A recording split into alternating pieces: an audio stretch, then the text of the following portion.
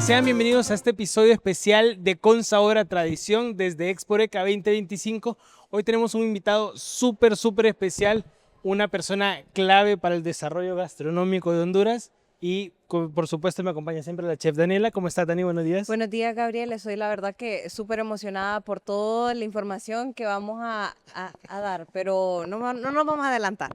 Que vamos a recibir, porque también vamos a aprender muchísimo. Sí, sobre todo. Vaya, siento que durante toda esta Exporeca ya tenemos como nuestro otro episodio como conglomerado de todo lo que hemos podido platicar un poco, pero ahorita traemos este episodio sumamente especial porque nos acompaña Argel Gordillo de la Asociación Hondureña de Gastronomía y Turismo. Muchísimas gracias por acompañarnos. Buenos días, Argel, ¿cómo estás? Buenos días, Daniela. Buenos días, Gabriel. No, es un honor para mí estar aquí compartiendo con ustedes en este programa y espero estar a la altura de las expectativas. Sí. Claro que sí. Para nosotros desde ya es un placer tenerte acá con nosotros, un honor que alguien de tu experiencia nos acompañe para platicar muchísimo sobre el rubro gastronómico de Honduras. Bueno, siento que siempre como chefs es interesante conocer a alguien que tiene mucha más experiencia que nosotros. Claro.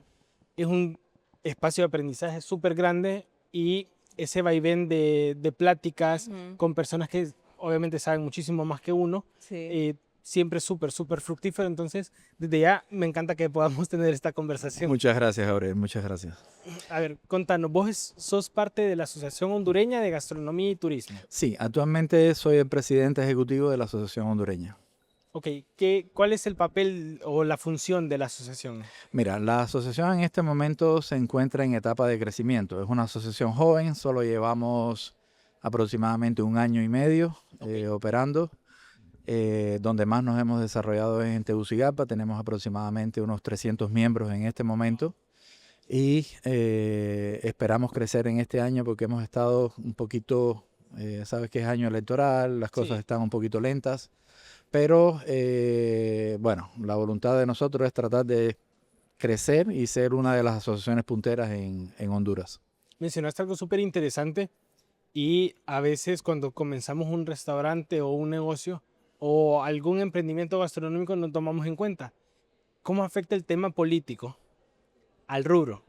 Mencionaste, estamos en año electoral, entonces la cosa está un poco más lenta. Sí. No solo en cuanto a procesos tal vez legales o cosas así, Sí. pero también la economía como que se desvía un poquito, entonces suelen ser años un poquito más lentos para el rubro en general. Sí, hay que ser realista. La política juega un papel fundamental aquí en Honduras en el desarrollo de las empresas, ya que hay bastante polarización y la gente siente algo de temor siempre que hay elecciones porque no sabe qué es lo que va a suceder, no saben los cambios políticos que van a suceder que puedan afectar a la pequeña y mediana empresa sobre todo. Las grandes empresas también se sienten afectadas, pero bueno, tienen un colchón un poquito más amplio para poder hacerle frente a este tipo de cambios.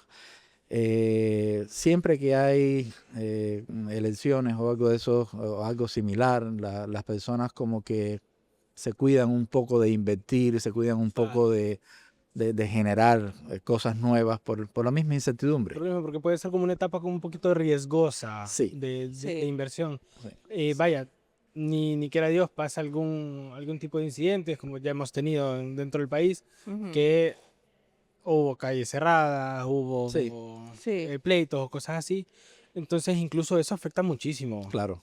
Sí. El tema gastronómico, el tema de emprendedores, sobre todo mencionabas lo del colchón. Las empresas grandes tienen un colchón un poco más grande, pero uno como emprendedor a veces arranca con lo justo. No, es que lo primero que necesitas como emprendedor es seguridad de que tu inversión va a estar protegida, porque prácticamente los emprendedores lo arriesgan todo. Sí. Arriesgan todos sus ahorros, se empeñan con el banco y cualquier cambio en cuanto a política o seguridad o cualquiera de estas cosas afecta el negocio. Es decir, todos vimos lo que pasó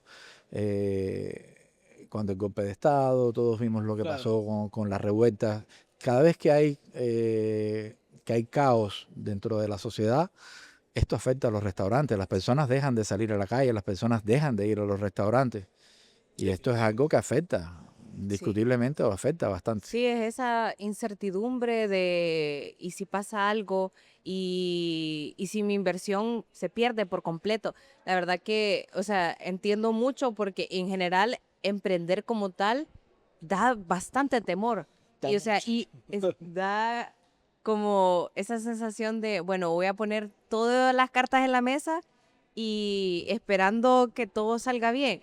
Y bueno, o sea, como dijeron, estamos en año político y sí, de alguna manera afecta, porque, bueno, me decía mi maestra de Historia de Honduras que nosotros aprendemos del pasado para entender el presente y prevenir el futuro. Entonces, eso exactamente es lo que está pasando de alguna manera. O sea, tratamos de prevenir que en un futuro nosotros, como emprendedores, hagamos ese riesgo y que no nos resulte. Ese es el temor más grande que No, tenemos. Daniela, y no solo es emprender en el negocio de restaurante, que es uno de los riesgosos, de los Sí. negocios más riesgosos Sí, y más difíciles que hay, porque mucha gente claro. entran a este negocio sin entender los riesgos y sin tener el conocimiento de qué les espera. De hecho, en ningún lugar del mundo los bancos prestan dinero para restaurantes. Es uno de los negocios que los bancos nunca financian por el nivel de riesgos que tienen. Sí, Los márgenes de ganancias en un restaurante bien administrado no pasan del 15, del 20%. Eh, Dependes de tus empleados, depende de tus meseros, que son tus vendedores, depende de tus cocineros, que son tus productores. Entonces, no importa qué tan buena idea tú tengas en mente, ujú. ejecutarla es bien difícil y bien complicado. Sí, no, inclusive creo que es algo que lo vimos en la pandemia. Hemos estado hablando mucho de cómo la pandemia afectó el rubro gastronómico, pero es cierto, o sea, por más exitoso que pueda ser tu restaurante, que lleve años y años de estar operando, o sea, es un riesgo constante, es una incertidumbre de, bueno, se viene una pandemia, se cerró todo, ¿qué hacemos? ¿Qué está pasando? ¿Qué va a pasar? Eso creo que quedamos con ese miedo más del que ya teníamos. Entonces, sí, yo entiendo tanto, o sea, todo el trabajo que uno le pone, todo el amor, la pasión que uno le pone a su emprendimiento, a su restaurante, a su cafetería, a su hotel, o sea, todo ese trabajo, esas lágrimas, todo que se vaya, Todos tus sueños. todos tus sueños, todas tus ilusiones, que todo se vaya, no me imagino dolor más grande. Así es. Sí. Sí, pero sabes que yo siento que algo que sí tenemos los hondureños es que somos muy resilientes. O no sé si es que somos tercos, pero a Las mí dos me anteriores pasó, son correctas. yo creo que sí, pero a mí me pasó, yo abrí un restaurante en 2020. Ujú. Enero, buen mes, febrero, buen mes, marzo, pandemia. O sea, íbamos en subida y de la nada se cayó la tierra y cero ventas por 3, 4 meses. Eh, Aprendí muchísimo. Fueron 3 años de lucharle, de sacarle, de buscarle la forma. Hablábamos de ser todólogos. Yo buscaba el tema de mercadeo, subía posts, subía stories, buscaba la forma, mejoraba el producto. Eh, Fueron 3 años bien duros de verdad. Pero si me preguntas ahorita, ¿volverías a emprender? Te diría que sí. Fue algo que disfruté Pues eres muchísimo. muy valiente. Sí. Fue algo que disfruté muchísimo y por eso te digo, o sea, no sé si es que somos resilientes o soy terco. No, mira, yo creo que todo el mundo debe perseguir sus sueños. Si es lo que te gusta, yo creo que cada cosa que sucede en la vida, es decir, este momento en el que estamos, es la consecuencia de muchas acciones que tomamos, muchas decisiones que tomamos en la vida. Y para mí siempre los errores han sido un proceso de aprendizaje. Es decir, no aprendes de las victorias, aprendes de los errores. Y la próxima vez que lo haces ya teniendo en cuenta todo lo que te sucedió anteriormente, sacas la lección y tratas de evitar ese problema. Yo creo que si todo el mundo fuera o siguiera ese tipo de filosofía, estaríamos bien. Porque la gente Claro. no se rinde. Hay sueños muy bonitos que han quedado en el olvido porque la gente se ha rendido. Sí. Entonces, Y hemos hablado, mencionábamos una vez, y te cuento esta frase que me dijeron, en otras palabras más, más PG-13, más aptas para televisión, me dijeron, si una idea parece tonta, pero funciona, no es tonta. No es tonta la idea, por supuesto. Entonces, he procurado regirme por esa filosofía de no quedarme con el miedo de, no, es que puede que no funcione, olvídalo, sino que intentarlo, darle la vuelta. El restaurante lo empecé como una pizzería, al final terminaron siendo el fuerte de unas hamburguesas que metí en un momento. En el momento tal vez la idea parecía raro, como en la pizzería vender hamburguesas, pero funcionó. Y nos ayudó a aguantar 3 años y no, mismo 2020 cerrábamos. Pero, pero vaya, son cosas, como decía, hay muchos sueños que se quedan en ideas, lastimosamente. Ojalá muchísima más gente tuviese la valentía, el esfuerzo, la resiliencia y el apoyo para poder poner en práctica esas ideas. ¿Conoces la historia de los protectores de temperatura que se le ponen a los vasos de café? Un poco sí, pero si puedes recordármela. Parecería una idea tonta. Alguien agarró un vaso de café de papel, de cartón, se dio cuenta que estaba bien caliente, que lo podía quemar, y se le ocurrió la idea de hacer una banda protectora de un mismo material parecido al papel, pero que fuera un aislante térmico. Ahora se hizo multimillonario. Parecería una idea tonta. Sí. ¿Quién va a comprar eso? Entonces, no existen ideas tontas. No creo que existan. Sí, si una idea tonta funciona, no es tonta para nada. Claro. Y de eso se trata la innovación y la inversión en creación de valor. Si hay una necesidad de algo, de un servicio, de un producto, y tú lo creas, por muy lógico, muy tonto que parezca la invención, funciona porque la gente lo va a comprar porque es una necesidad, no existe. Entonces, Sí, totalmente. Y comentanos un poquito, Ángel, en tu experiencia dentro del rubro gastronómico y cómo sentís que estamos posicionados. Nosotros personalmente hemos platicado un poco de esto, sentimos que el sector gastronómico necesita crecer más. Es parte del motivo por el que tenemos este podcast. Buscamos demostrar al mundo, al hondureño mismo, que Honduras es capaz de un montón de cosas. Tenemos muchas técnicas muy buenas, recetas muy buenas, producto muy bueno, Muy buen potencial. muy buen potencial y muy buena mano de obra. O sea, tenemos todo para crecer. ¿Cómo sentimos que estamos como rubro y cómo podríamos crecer como rubro? mira, te voy a dar un poquito de datos. Ya en 2023 habíamos recuperado la tasa de turismo que teníamos en el 2019, que no era mucha, pero la recuperamos. Hubo un boom post pandemia en cuanto a la inversión en restaurantes, cafeterías, hoteles. Se generó muchísimo más empleo en el sector Horeca que en el 2019, pero el cuello de botella está en el talento humano. El cuello de botella está en que no logramos retener al personal. La mayoría de las empresas tiene una tasa de, ¿cómo se dice?, De rotación de personal. de rotación de personal de entre el 50 y el 60% en algunos sectores, en algunos lugares. En otros lugares no encuentras mano de obra.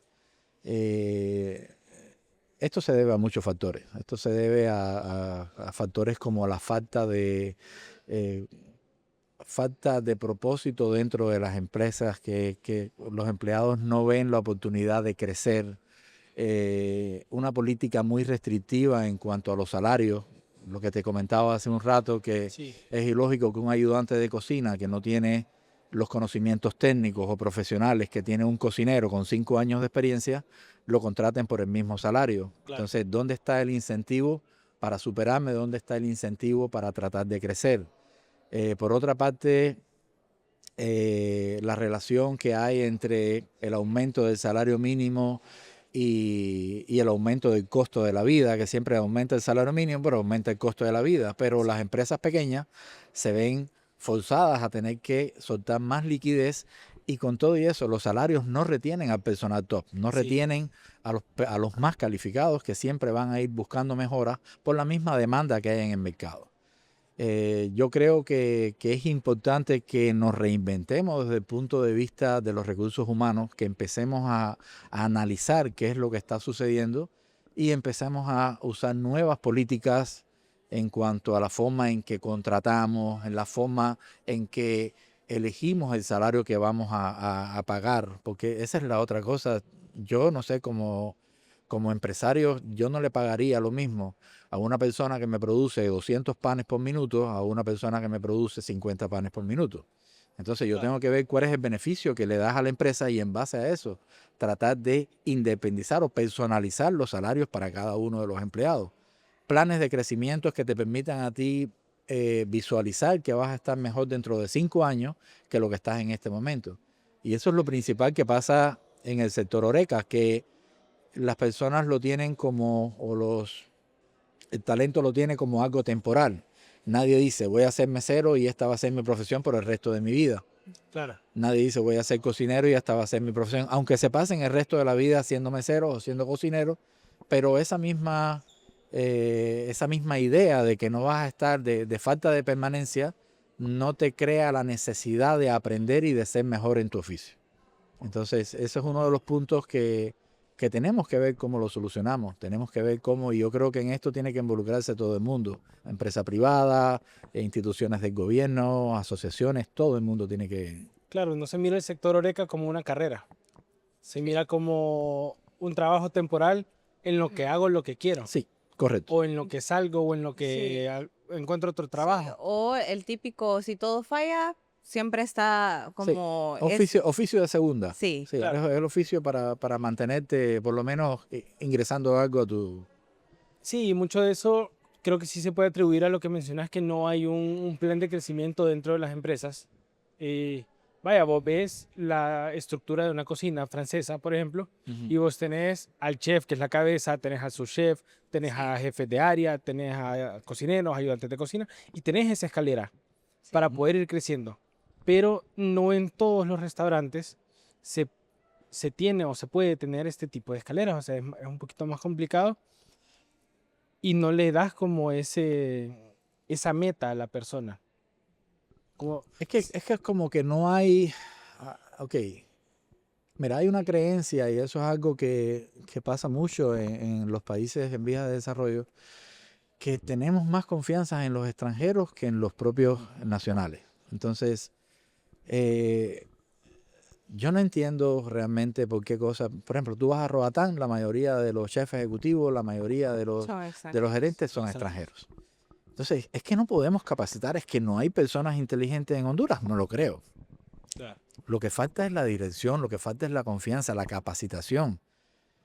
Aquí en Honduras nosotros tenemos y es una crítica que hemos visto, que ahora todo el mundo es chef. Entonces, para la generación mía, el chef era una posición administrativa. Todos somos cocineros. Sí. Yo me gradué de cocinero y soy un cocinero muy orgulloso de serlo, porque los cocineros tenemos la oportunidad de tocar el alma de las personas con lo que preparamos. Claro. Entonces, yo tengo amigos que se graduaron junto conmigo y actualmente están en lugares muy prestigiosos, pero nunca quisieron ser chef. Siguieron siendo su chef porque ellos me decían, yo no quiero lidiar con inventarios, no quiero lidiar con presupuestos, no quiero lidiar con estarle respondiendo al dueño, yo quiero cocinar. Entonces,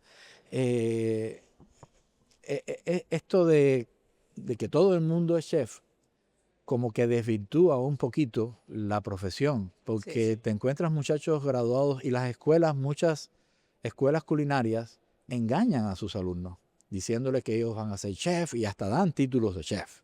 Sí. Entonces, cuando ellos salen pensando que están listos para dirigir una cocina.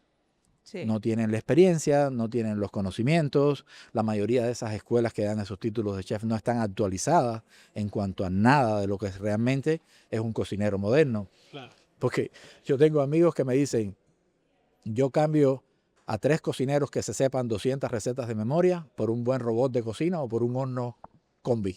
Esa es sí. Porque ya las recetas en realidad no son importantes. No era igual que en mi generación, que si el chef no te la enseñaba, no te las aprendías, si no podías accesar no sé, a un libro de cocina importante, no aprendías recetas. Ya no, ya en internet consigues la receta original y 50 versiones Sí. de la misma receta. Entonces, no es importante, no es lo más importante ahora. Ahora lo que necesitamos es tratar de entender que ser cocinero es algo que merita orgullo. Ser un mesero es algo que merita orgullo, porque eres el vendedor del restaurante. Sí. Entonces, ese tipo de profesiones tienen que empezar, las personas tienen que entender que son profesiones importantes. Yo conozco meseros, yo trabajé en Islas Caimán durante varios años, y en Caimán yo tenía bartender y meseros que ganaban más dinero que los gerentes con su servicio. Es un trabajo duro, es un trabajo Sí. brutal. Estar parado todo el día, estar todo el día en movimiento, cocina caliente, cuchillos, aceite, pero valía la pena. Entonces, todavía no entiendo por qué, y esto pasa en todos los... Seguimos mirando, tanto los empresarios como los mismos talentos siguen mirando que el oficio no es un oficio de primera, y sí es un oficio de primera. Sí. Sí, definitivamente el equipo, el departamento de ventas son los meseros. Son los Es meseros. cierto, son la Exacto, cara entonces, de la... Hay una diferencia entre ser un servidor de plato y un tomador de órdenes a ser un mesero. El mesero actualmente que no que haya pasado un pequeño curso de inteligencia emocional, de venta sugestiva, ya no está listo. Es decir, Claro. está porque yo lo que quiero, el cliente cambió mucho en los últimos 20 años. Ya el cliente no va a los restaurantes a comer, el cliente va a los restaurantes a tener una experiencia. Sí. Y en esa experiencia está involucrado todo.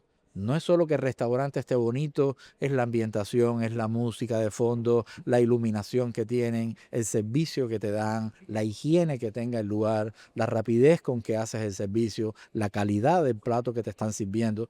Entonces, todo esto influye, todo esto, y con la competencia que hay dentro del sector, que hay miles de restaurantes ofertando lo mismo, Sí. la única base importante, la única cosa que no te pueden, es decir, la única ventaja operativa que tienen los restaurantes es un buen equipo, bien capacitado, que sabe, que entiende y que complace al cliente en todos sus aspectos. Sí. Eso no se puede imitar muy fácilmente. No, es Entonces, crear una experiencia. Yo, la verdad que yo soy fiel creyente que si tú como restaurantero no le creas una experiencia al cliente, estás perdiendo. Estás perdiendo completamente el punto de crearle una memoria memorable, valga la redundancia, a la persona que te visita. Y yo me fijaba mucho, soy muy fan de Thomas Keller. Él tiene The French Laundry, pero hace poco salió un documental sobre él que, o sea, es una leyenda él, y estaba mostrando cómo era como el briefing con sus meseros antes del servicio. Y yo me fijaba que eran una cantidad exagerada de meseros, pero yo digo, cada uno cumple una función primordial. Y, o sea, y me acuerdo que estaba escuchando como la charla y les decía, ok, va a haber servicio de tantas personas, tal persona se van a encargar de esta parte, estos de lo otro. O sea, todo era una estructura. Inclusive habían clips que mostraba que hasta el mismo Thomas Keller iba a la mesa de cada una de las personas que lo visitaban en el restaurante y, o sea, les preguntaban que cómo estaba, qué tal la experiencia, qué tal sintieron la comida y cosas así. Entonces, eso es lo que hace la diferencia. Eso marca la diferencia entre un restaurante X y mi restaurante. sí. Y es algo que creo que, bueno, yo siempre lo hablo y siento que cada vez que puedo lo menciono porque es algo que genuinamente me súper apasiona, crearle una experiencia memorable al cliente. Es para mí lo más importante porque los clientes son básicamente mi sustento. O sea, Mira, hay un concepto que se maneja mucho en lo que es ya la parte que tiene que conocer el propietario o el gerente del restaurante, que es el concepto del Customer Journey, que es todo lo que hace el cliente cuando llega a tu restaurante. Cualquiera de las fases que tú no cumplas correctamente te va a perjudicar en esa experiencia. Sí. Desde que el cliente entra hasta que tú despides el cliente, el baño, todo, todas las cosas influyen en esa experiencia. Y eso es lo que va a determinar si el cliente si el cliente va a decir, regreso a este lugar. Sí. Nunca has entrado a un lugar muy bonito, pero sin alma. Sí. Que tú lo ves, que tú dices, wow, muy de decoración, pero aquí me siento vacío. Vacío. Entonces, sí creo que hay una parte grande de pasión en todo esto. Si tú como dueño de restaurante, si tú como emprendedor, tú no participas de tu emprendimiento, Claro. tú estás fregado, Sí. estás perdido completamente. Porque no puedes confiarle esa idea que tú tienes. Y eso es lo más difícil que tienen los emprendedores, porque y es lo más decepcionante también que nos pasa, porque pasamos de ser técnicos a ser emprendedores, a ser inversores. Entonces, cuando nos damos cuenta de lo que hicimos, creamos un monstruo, porque tenemos que estar atendiendo al público, pero tenemos que hacer el marketing, tenemos que llevar las cuentas, tenemos que hacer todo. Sí. Por eso un buen plan de negocio siempre es importante. Y antes de arriesgarse a emprender, hay que saber bien todo lo que vas a hacer, a quién vas a contratar, qué presupuesto tienes, cómo lo vas a repartir entre todas las cosas, porque si no, eso... Yo he conocido muchos chefs que han emprendido en negocios de restaurantes. La mayoría ha fracasado. Porque no es lo mismo un trabajo técnico como el de chef Sí. que un trabajo ya que te involucre crear campañas de marketing, voy a diseñar el menú, tengo que pagar las cuentas, tengo que ver cómo... Todas esas cosas te llevan tiempo Sí. y no te da tiempo a hacer todas las cosas correctamente. ¿Sabes qué? Cuando comencé mi restaurante, yo me acuerdo que diseñé el menú yo. Lo hice en una página web, hice mi diseño, un diseño bien sencillo en realidad. Yo hacía las publicaciones, hacía ediciones. Me acuerdo un día incluso que hablamos, ok, ¿cuál va a ser el nombre? Tal. ¿Cómo va a ser el logo? No teníamos diseñador gráfico. Se los juro que me acuerdo de ese logo.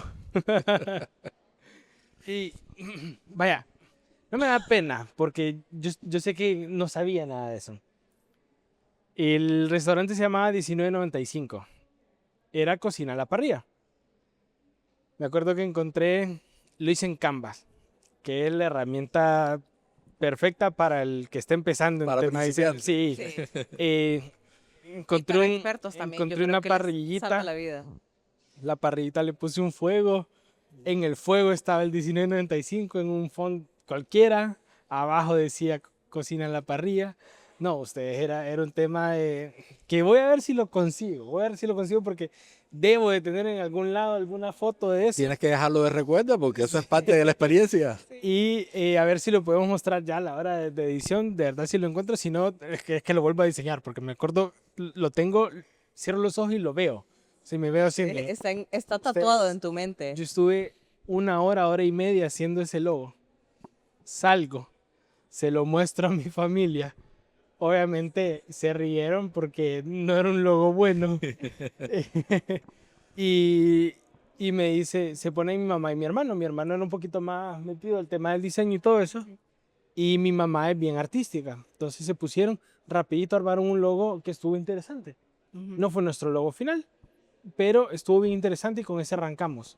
Pero es lo que mencionas, uno como emprendedor empieza a hacer de absolutamente de todo. Lo que nunca se te ocurrió que ibas a hacer.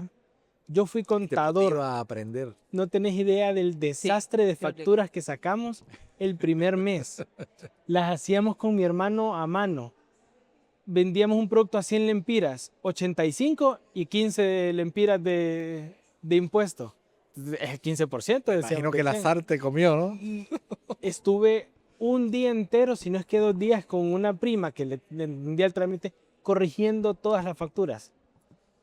Precisamente para ir al SAR a decirles como, mira, ¿Me equivoqué? me equivoqué. O sea, fue un tema Doloroso. doloroso, No, es que no lo doloroso, puedo imaginar. pero es parte del proceso, Sí. es parte de aprender mucho. Ya me ves, el día de hoy ya no presentaría una factura así. ya le entendí un poquito más el tema del SAR, de inventarios, de marketing, de ventas, porque empezás a aprender de todo. Y si uno como dueño no se mete en todos los aspectos, cualquiera puede fallar Claro. y no Sí. te das cuenta. Es que la función del dueño en realidad es supervisar y mantener la idea o la filosofía que tiene con la que creó el restaurante activa todo el tiempo. Si Claro. no, las cosas van cambiando. Siempre que tú delegas sin supervisión, te estás arriesgando a que hayan cambios que pueden ser completamente opuestos a lo que tú imaginaste que quería hacer tu restaurante. Y no es que haya ideas, como decirte, que una idea preconcebida sea funcionar bien, sino tú tienes que estar presente para saber cuáles son los cambios y en qué momentos tienes que hacer los cambios y si realmente vale la pena hacerlo o no. Es decir, análisis es la... Ujú. Pero sí, los dueños tienen que estar involucrados y es una de las cosas que no está sucediendo. Es decir, hay muchos emprendedores que delegan todo lo que es la supervisión, la creación y el mantenimiento de un restaurante, lo delegan a administradores que no tienen, sobre todo en el inicio, porque yo no creo, es decir, la idea de emprender es liberarse un poquito de esa esclavitud laboral de que Sí. tienes que estar yendo todos los días, sino independizarte un poquito más, pero al mismo tiempo yo sí creo que los emprendedores tienen que estar los primeros 2, 3 meses mínimo en su negocio supervisando todo y creando todos los procesos que tú quieres que se mantengan. Si no, no funciona. Y lo otro, como te decía, hacer un buen plan de negocios antes de comenzar. Es decir, ¿qué cantidad de personal voy a contratar? ¿Cómo los voy a capacitar? ¿En qué los voy a capacitar? ¿Cuál es el cliente objetivo que yo necesito para mi restaurante? ¿Cómo voy a preparar mi campaña de marketing para llegar a ese cliente y que ese cliente sea el que venga a mi restaurante? Porque es lo otro. No podemos crear un restaurante para todo el mundo, porque todo el mundo no tiene los mismos gustos. Sí, Entonces Claro. tú tienes que enfocar tu marketing para no estar desperdiciando dinero y tiempo en el tipo de clientes que tú sabes que en tu restaurante se va a sentir bien, se va a sentir cómodo, que vas a tener la comida que a él le gusta, que vas a tener el tipo de servicio que le gusta. Por ejemplo, no es lo mismo diseñar un espacio para generaciones que tienen 25 o 28 años a crear un espacio donde vas a atender un público de más de 50 años. claro. Entonces son cosas completamente diferentes. Si vas a trabajar con gente joven, tienes que tener tomacorrientes en todos los lugares para que carguen su celular, tienes que tener la mayoría de las cosas digitalizadas para que sean más... Entonces todas las cosas cambian en dependencia del tipo de cliente que tú quieras en tu restaurante. Y eso no es que sea, como decirte, no lo llamemos racista, no lo llamemos Claro, no exclusivo, es discriminación sino, no es discriminación, al otro. sino Sí. que todos tenemos diferentes gustos, todos tenemos diferentes formas de disfrutar el ir a un restaurante y yo creo que especializarse en un en un nicho de clientes, yo creo que te hace más exitoso que tratar de complacer a todo el mundo, que es algo que no se puede lograr. Bueno, la verdad que yo creo que es muy cierto eso que está diciendo aquí Argel, Argel. Argel. Argel. Argel. Se me fue el nombre ahorita. Es que como quedé en blanco. Entonces, pero sí, la verdad que soy fiel creyente que uno crea su restaurante para un cierto mercado, para un cierto nicho, porque no podemos complacer a todos. Es más, no podemos complacer a veces a todo el nicho como tal, y peor si abrimos muchísimo más el nicho. Entonces, es bien importante saber tu mercado meta, saber a qué persona yo le quiero vender, a qué perfil le quiero vender yo. Creo que es la otra cara de la moneda del sector gastronómico. O sea, nosotros somos chefs, pero también entendemos que, o sea, le tenemos que vender un mercado. ¿Y a qué mercado le vamos a vender? ¿A qué personas nosotros estamos atendiendo? ¿A qué personas nosotros podemos ver en nuestros negocios? Entonces, creo que sí es un aspecto increíblemente importante en el sentido de que sin eso, ¿cómo vas a hacer crecer tu negocio? Si no tenés esa parte. Y era algo que también estabas comentando de las campañas de marketing. que la verdad que era algo también que habíamos estado hablando anteriormente con otras marcas que, o sea, hay marcas tan icónicas que nos acordamos por los jingles, por anuncios que nosotros hemos visto, que simplemente eso es lo que nos ha quedado grabado y por eso recordamos la marca. Eso es el secreto de hacer que tu marca crezca, que tu marca sea reconocida, que tu marca esté en el mapa, que hacer una campaña de marketing tan memorable que o sea, por años te puede servir, que por años la gente todavía venga y te recuerde. Gabriel, fíjate que yo me acuerdo, ¿te acordás de aquel anuncio? Ah, aquel de tal cosa, sí. Sí, sí, y o sea, es ese momento, es esa esencia que da una buena campaña de marketing.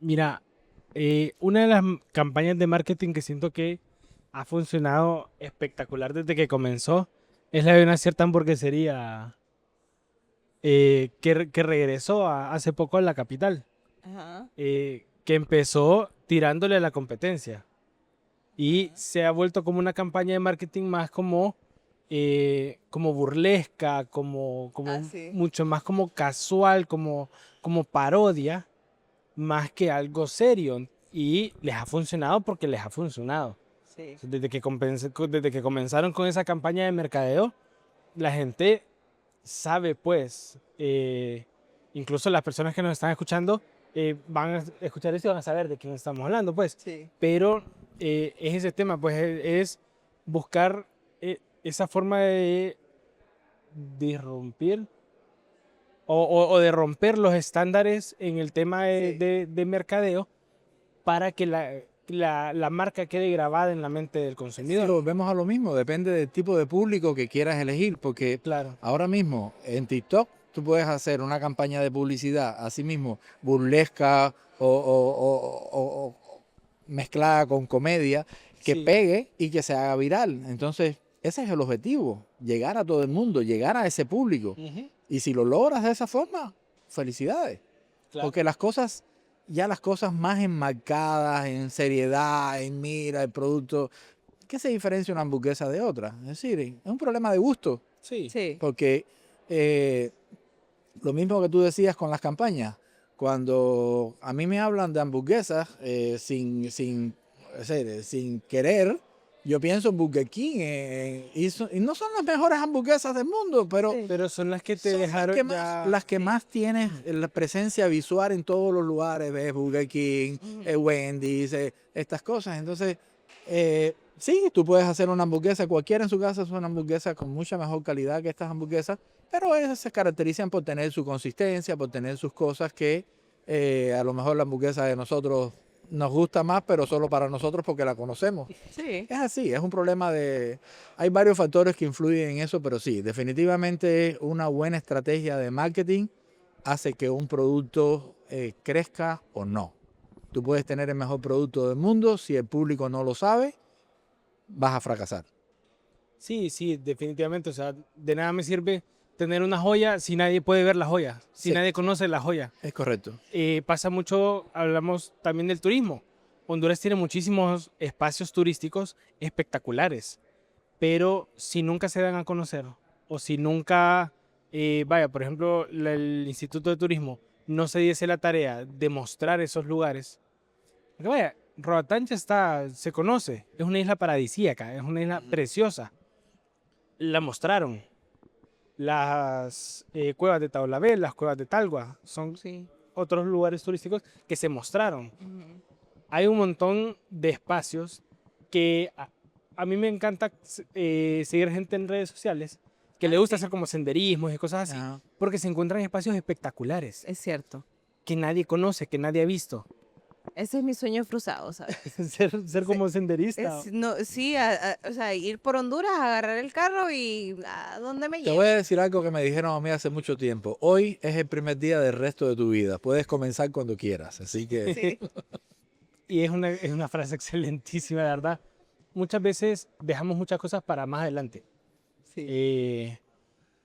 Hablamos de sueños que dejamos porque pensamos que la idea puede ser muy loca. Sí. Hablamos de tal vez una campaña de mercadeo que decimos como, ok, tal vez ahorita no. O hablamos incluso cuando hablamos en tema de restaurantes decimos como, ok, el otro año, ¿qué puedo hacer? Pero ¿qué puedo hacer hoy? ¿Qué puedo hacer desde hoy? ¿Cómo puedo crecer desde hoy? ¿Cómo puedo avanzar desde hoy? Tal vez no tengo todo lo que necesito, pero ¿cómo puedo ir fomentando ese crecimiento de mi empresa, de mi restaurante, de mi negocio, de mi comedorcito que tengo pequeño, pues? O sea, ¿cómo puedo crecer como profesional? Mira, hay una frase, si mal no recuerdo, es de Bill Gates, que él decía que la mayoría de las personas tendían a sobrevalorar lo que podían hacer en un año y a subvalorar lo que podían hacer en 5 años.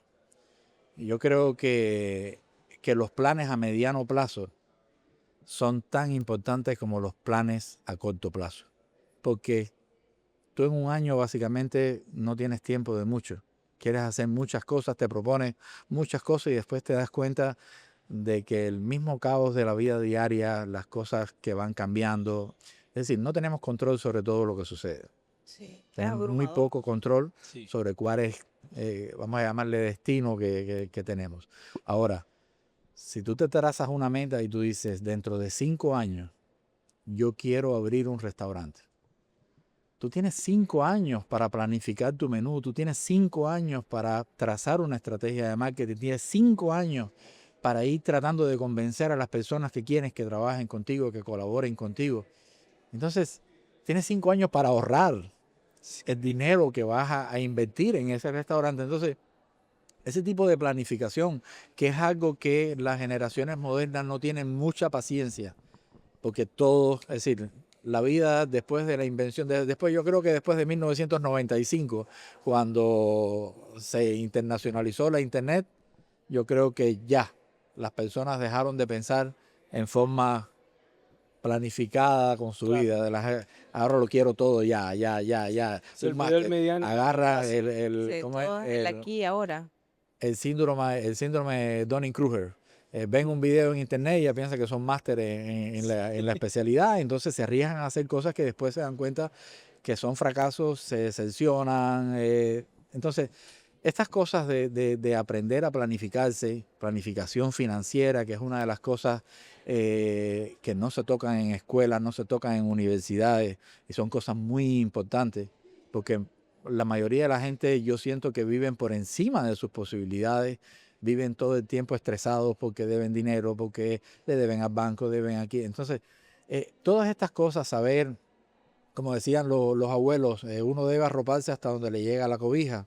Entonces, son cosas que te dicen que tú tienes que hacer una planificación con tus finanzas, tienes que hacer, siempre tienes que ahorrar una parte, invertir una parte, saber cómo lo vas a hacer, sacar el costo que tú tienes, porque muchas cosas, compramos cosas que no necesitamos para impresionar a personas que no conocemos y que no nos importan. Entonces, Sí.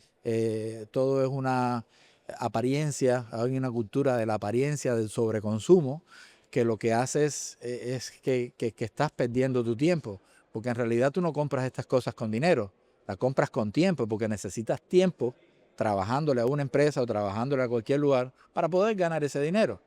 Entonces, el tiempo es lo único que tú no recuperas en la vida. El tiempo se te va y no hay forma de recuperarlo. Entonces, todas estas cosas, tratar de inculcarle no solo conocimientos, sino valores a los empleados, a los estudiantes. Estas cosas yo creo que son importantes, son cosas que se han perdido. Una de las cosas que no me acabo de adaptar en Honduras es que todos llegan tarde. Sí. Hasta los maestros de las escuelas llegan tarde. Entonces, si tú vas a Europa, por ejemplo, eso es ofensivo, porque te Sí, lo dicen. es cierto. Cuando tú llegas tarde a una reunión, me estás afectando a mí, mi tiempo. Yo dispuse de este tiempo para atenderte a ti, que podía haber dispuesto para otras cosas. Entonces, es algo que se lo toma muy personal. Una Sí. persona que no siga horarios. Entonces, sin embargo, aquí se ve como una cosa normal. Sí, le decimos el horario hondureño, Claro. está a la hora que es el evento y está el horario hondureño. Decirles que es a la 1 para que lleguen a las Para 2. que lleguen a las 2. Ajá. Sí. Y ya se ve como una cultura, se ve así. Sí, que ya- si ya quieres que te lleguen a está las 2, normalizado. cítalos para la 1. Sí. Y vaya, se ven todo tipo de eventos. Nosotros, creo que con mi esposa, pusimos o habíamos hablado de ponerle el horario de la boda Ajá. 1 hora antes. Porque la gente, es que se me hizo tarde, que el tráfico, que lo que sea. Entonces llegan un poco más tarde. Porque nos lo recomendaron unos amigos que se casaron. No, pero Y un vamos montón de más gente llegó adelante. tarde. Vamos más adelante. Se considera de mala educación llegar a la hora que te dicen. Sí. Es más, es tanto el caso Ajá. que yo digo, ok, vengan a una fiesta en mi casa a las 7. Llega alguien a las 7 y no está nada listo. ¿Qué así? ¿Qué haces aquí a Porque esta hora? no pensé que vas a llegar temprano. Eso me pasó, ahorita que lo mencionas, eso me pasó. Mi mejor amigo me invitó a su casa por su cumpleaños y me dijo, ok, llegate tipo 7. A las 7 en punto yo ya estaba ahí. Él ni se había cambiado, no se había bañado, no había trapeado. Sí. Y yo, no quieren las 7, pero era para que llegaran tipo 9, que no sé qué. Y No, yo, o sea, por eso, ¿qué está? No. porque ya tenemos esa cultura de llego tarde y ni modo.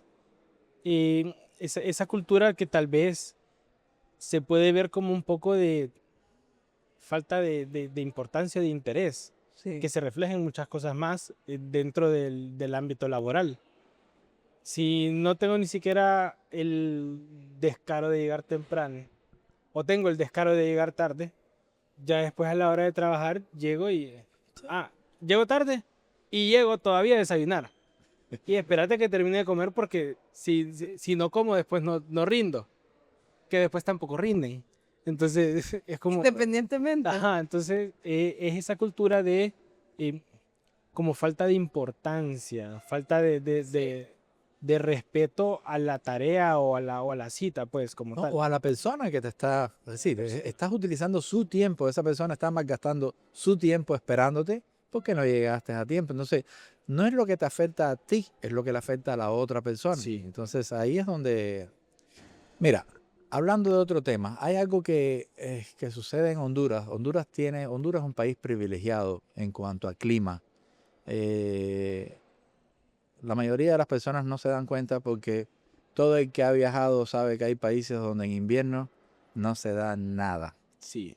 donde no tienes frutas, donde no tienes, de hecho hay restaurantes que tienen que preparar conservas, tienen que preparar cosas durante la temporada de verano para poderlas utilizar en la temporada de invierno porque no hay nada fresco. Con el hielo no hay. Honduras tenemos frutas y tenemos verduras y vegetales durante todo el año.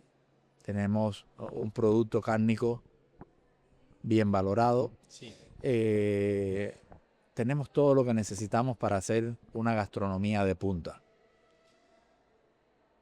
Yo creo que está el potencial, está la gente que quiere. De hecho, esa fue una de las razones por la que nos animamos a crear la asociación.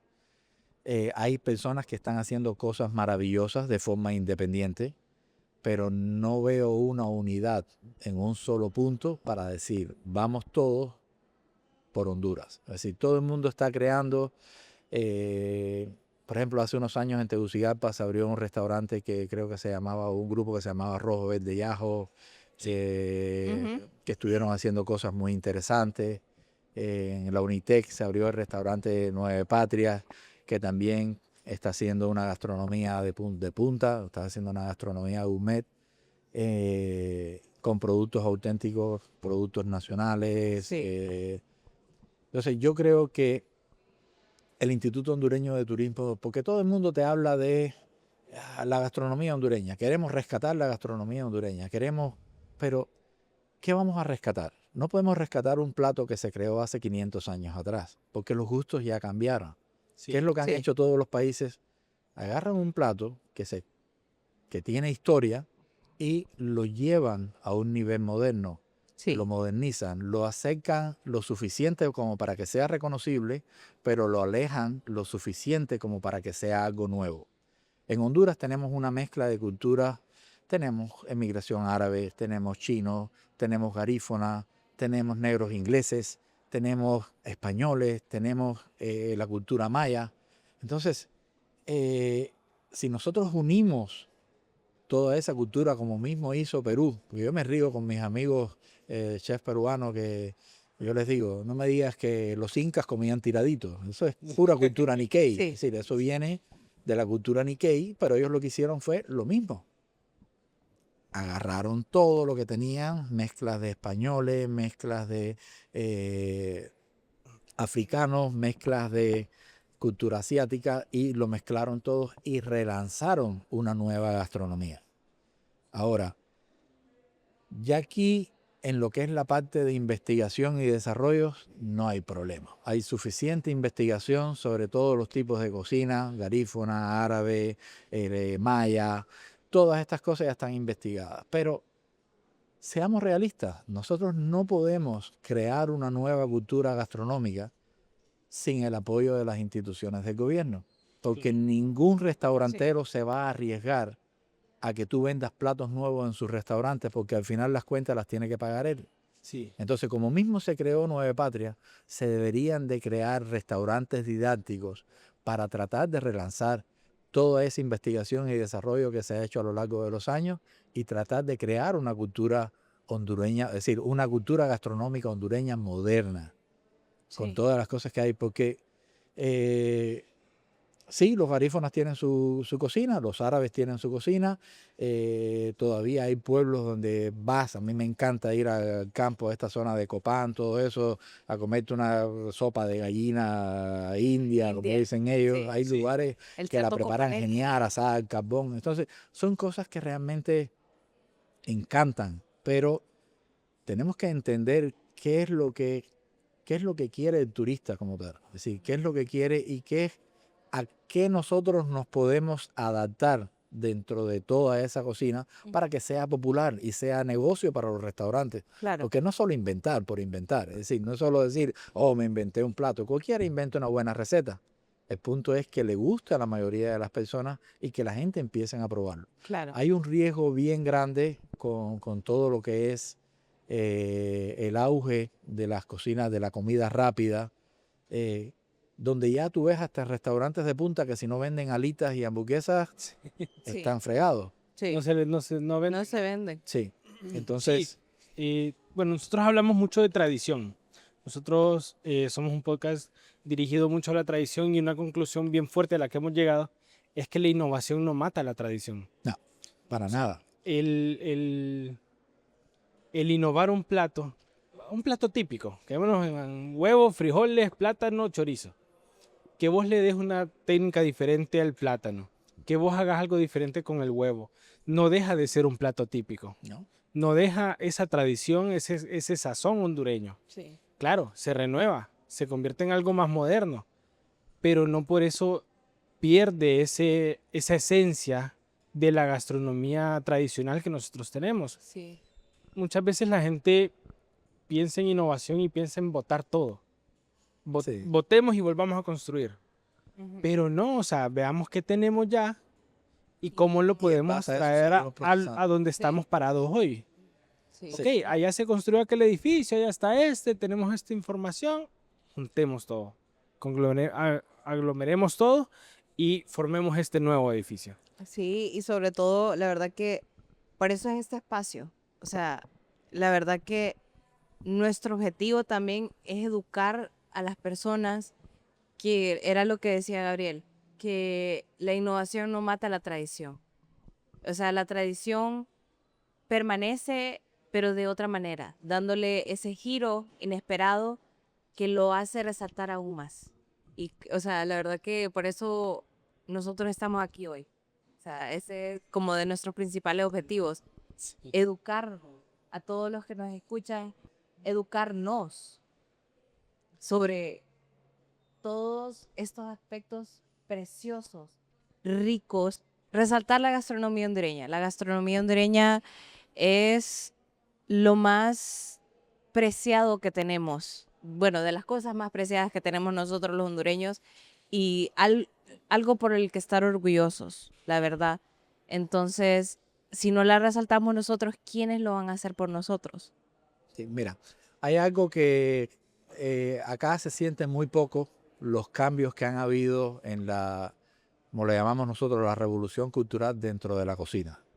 Después que la cocina francesa dejó de ser, la cocina clásica francesa Sí, dejó de ser la dueña de todo lo importante en el mundo, que empezó el movimiento de la Nouvelle Cuisine, le dio la oportunidad a que tú crearas tus propios platos con tus propios ingredientes. Entonces yo creo que nosotros debemos de aprender de lo que se está haciendo en México, Virgilio, lo que está haciendo Alex Atala en Brasil, Ay, que sí. son chefs que agarraron los mismos platos tradicionales, la farofa, todas las cosas, y las llevaron a un nivel gourmet que le permitió al público probarlas de forma diferente y todo el mundo, los críticos dicen, no, es que venden lo mismo, arroz y frijoles, pero glorificado y tengo que pagar $150 por eso. Pero tienes un componente artístico, tienes un componente de sabor nuevo, sabes que lo que estás comiendo es farofa, pero muy diferente a como la Sí, comes en tu sí, casa. es Entonces, cierto. son cosas, pero para este tipo de restaurantes no hay muchos clientes, es decir, no hay, como son restaurantes que elaboran, los restaurantes gourmet se caracterizan por ser restaurantes caros. Sí. ¿Por qué restaurantes caros? Todo el que ha trabajado en un restaurante gourmet sabe que por cada chef profesional hay 10 pasantes que están apoyándolos ahí. Sin esos 10 pasantes que están ahí de apoyo, el restaurante no podría hacer esos platos. Sí. No es lo mismo servir una zanahoria solo en Brunoise que empezar a hacer un tournant con todas las cosas. Es complicado. Entonces, yo no aspiro a que la cultura, es decir, no es que no quiera que hayan restaurantes gourmet en Honduras. Sería genial, sería algo de puntera. Pero lo que sí creo es que nosotros debemos aprovechar toda esa tradición, toda esa cultura que tenemos, toda esa mezcla de sabores que tenemos y empezar a crear cosas nuevas, empezar a crear cosas que realmente gusten. Porque de otra forma se va a ir perdiendo todo lo que tenemos y hay platos muy buenos de la cultura hondureña que sería una lástima que se perdieran. ¿Sabes qué sería una meta que me encantaría muchísimo? Que llegáramos a ese punto en cuanto a nuestra gastronomía. Que la gente deje de decir, te voy a invitar a una cita fancy, vamos a comer pasta o vamos a comer tal cosa. Sino, vamos a comer comida hondureña. Sí, claro. Que, Claro. que dejemos de lado ese pensamiento de que nuestra comida, nuestra gastronomía, es comida barata. Ujú. Sino que puede ser comida elegante, puede ser comida cara, puede ser comida de eventos especiales, de disfrutar momentos. eh, Vaya, qué curioso sería que estamos comiendo pollo chuco cuando mi hijo le propone matrimonio a su novia, por ejemplo. Dentro de muchos años. Ese Sí. pote tiene 4 meses, pero ya lo estoy casando. Sí, pobrecito Emiliano. Pero sí, o sea, qué bonito sería llegar a ese punto. Que comiendo de nuestra gastronomía estemos disfrutando esos momentos tan especiales. Que no sea ok, vamos a tal restaurante que tiene comida italiana, tal que tiene comida francesa, sino que con lo nuestro. Y es que se puede hacer porque es que ahí es donde está, y no sé si esto se entiende o no se entiende, pero te voy a poner un ejemplo. El mismo pollo chuco. Supón que en vez de hacerlo como se hace de forma tradicional, lo agarres, lo confites y lo ahumes primero. Y después le pones la salsa por encima. Es un pollo chuco Claro. Sí. o una técnica diferente y el Sí. sabor va a ser diferente. Entonces, la salsa te va a dar la idea de qué es lo que estás probando, de qué es lo que estás. Ahora, la experiencia que vas a tener te puede gustar o no te puede gustar, porque ahí viene el otro factor. Sí. Hay un factor que es completamente subjetivo, que es los gustos y esas cosas. Es decir, para los chefs, lo más, ¿cómo decirte?, frustrante que podía haber era preparar platos tradicionales con la cocina francesa porque no se podía cambiar nada. Claro. Es decir, era un plato típico, es un plato típico y esto no se cambia. Y tú sabes que los chefs son medios locos, todo el mundo le gusta estar inventando, vamos a ver qué variante.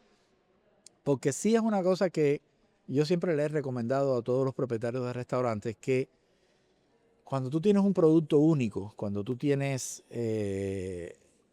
cosas que los demás no tienen, te quitas, y ese fue el éxito de la cocina molecular, que tú no sabías que estabas probando. Es decir, tú no tenías un punto de comparación con lo que tú estabas probando porque tú lo veías a lo mejor como una aceituna y cuando lo probabas tenía sabor a fresa. Entonces, eso como que te choca la Sí. mente, como que te revuelve todo. Sí. Porque, ¿qué es lo que pasa? nosotros tenemos una memoria de sabores, nosotros tenemos toda una biblioteca con las cosas que nos gustan y las cosas que no nos gustan. Las comparamos con experiencias, las comparamos con lugares donde lo probamos, cosas así. Cuando te ofrecen un plato, por ejemplo, un pescado frito, tú dices, como lo hace la abuela, mucho mejor. O un pollo guisado, no, yo el pollo guisado me gusta como lo hace. Pero eso no quiere decir que el pollo guisado esté mal preparado, sino es un problema de sazones.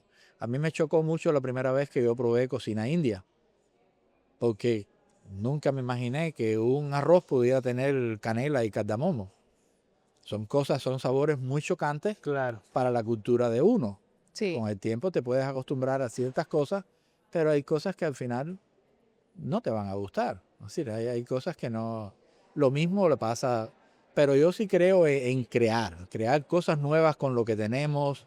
La otra cosa, apoyar al productor independiente, esa es la otra cosa. Estamos perdiendo diversidad en cuanto a productos, tomates, frutas, todas las cosas. Cada vez es más difícil encontrar productores que hagan. Yo le ponía de ejemplo, a mí me gusta mucho, hay un chile que se usa mucho en Cuba, que es parecido al habanero, pero no pica. En inglés se llama seasoned pepper, aquí no sé cómo se llamará. El mismo sabor, pero no pica, porque en Cuba no se come con picante. Ese chile, cuando yo llegué, todavía lo vendían en algunos lugares. Y ahora es prácticamente imposible conseguirlo. El berro es otra de las cosas, ensaladas que bien nutritiva, bien fácil de cultivar, sin embargo, desapareció y es bien difícil encontrarlo. Entonces, muchos productos, plátanos, cosas que solo estamos produciendo los que están ya mejorados genéticamente, pero los productos naturales, las cosas naturales, solo en las zonas rurales puedes encontrar. Yo preparé una fabada la última vez que fui a Copán con unos frijoles que no sé cómo se llaman, que tienen una pila de colores. Magnífica. Cosas que, como decir, ser original actualmente con la globalización es muy difícil. Es decir, ya las culturas están más que integradas, están más que relacionadas. Entonces, si tú produces acá un buen producto ahumado, un buen jamón, un buen lacón, ¿por qué no mezclar estas cosas? ¿Por qué no hacer combinaciones con cosas que vengan de otros lugares, pero con productos de nosotros? Quizás mejorarlos con algo. El requesón de nosotros es ricota, con un poquito de diferencia. Entonces, yo sigo diciendo que tenemos un producto magnífico y que tenemos que seguir investigando cómo podemos mejorarlo y cómo podemos popularizarlo. Sí. Argel, ha sido un placer platicar con vos, de verdad, súper gratificante. Como lo mencionaba al inicio, para nosotros como chefs siempre es bien interesante hablar con alguien que tiene mucha más experiencia. Te agradezco muchísimo por tu tiempo. Lastimosamente, lastimosamente ya se nos está terminando el tiempo. Nos gustaría, bueno, si nos dejan, nos quedamos todo el día platicando. Pero te agradezco muchísimo por tu tiempo. Para cerrar, tal vez un último mensaje, tal vez de parte tuya o de la Asociación Hondureña de Gastronomía y Turismo. Bueno, mira, yo los invito a todos a que se inscriban en la Asociación Hondureña de Turismo para poder lograr tener un gremio unificado, para poder tener una voz que nos pueda hacer que entendamos los problemas que están sucediendo actualmente con la industria y poder buscarle juntos una solución a estos problemas, tanto a nivel de talento como a nivel de gobierno. Entonces, los invito a asociarse y les deseo a todos muchos éxitos. Les agradezco a ustedes sinceramente el haberme invitado y haberme dado la oportunidad de expresarme y nada, ahí vamos a estar en contacto. Muchísimas gracias por tu tiempo y muchísimas gracias también por estar aquí con nosotros. Gracias a ustedes. Por todo lo que haces por el rubro gastronómico de Honduras y por compartirnos de tu sabiduría, sobre todo, siempre es invaluable. Invaluable. Sí, así que muchísimas gracias. No olviden de seguirnos en nuestras redes sociales, @alphafoods.hn en todas las plataformas y estén pendientes de nuestras stories de Instagram porque van a ver cómo Gabriel suda, en realidad, detrás de cámaras.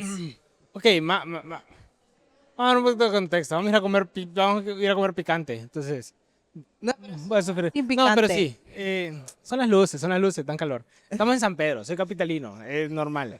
Pero bueno, No es- muchísimas gracias por acompañarnos en un episodio más de Con Sabor a Tradición. No se pierdan semana a semana. De hecho, estamos casi que ya cerrando la primera temporada. Una temporada de muchísimo aprendizaje. Muchas personas con las que hemos platicado, Sí. que hemos conocido. Ha sido bien gratificante. Sí. Sí. Y que la siguiente temporada brille tanto como mi frente. Les esperamos para seguir con nosotros en este viaje con Sabor a Tradición.